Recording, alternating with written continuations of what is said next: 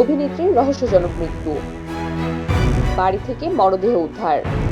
ভারতের দক্ষিণী ফিল্ম ইন্ডাস্ট্রির পরিচিত মুখ সবিতা শিবান্না।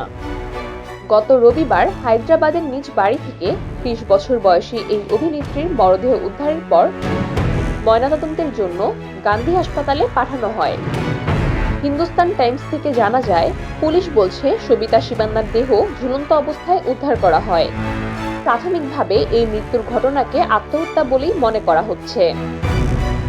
যদিও এই মৃত্যুর পেছনে সঠিক কারণ এখনো স্পষ্ট নয়, তবে এই ঘটনায় একটি মামলা করা হয়েছে। সেই ভিত্তিতেই তদন্ত শুরু করেছে স্থানীয় পুলিশ। সবিতা বেশ কয়েকটি জনপ্রিয় সিনেমাতে কাজ করেছিলেন, যার মধ্যে রয়েছে ATM, attempt to murder, jackpot এবং বন্দনা। এছাড়াও তিনি গালিপাতা, কৃষ্ণা রুক্মিণীর মতো জনপ্রিয় টিভি সিরিয়ালে নিয়মিত অভিনয় করেছিলেন। সূত্র Times of India. Farhana Mehrun, আর 24 ঘন্টা ডেস্ক।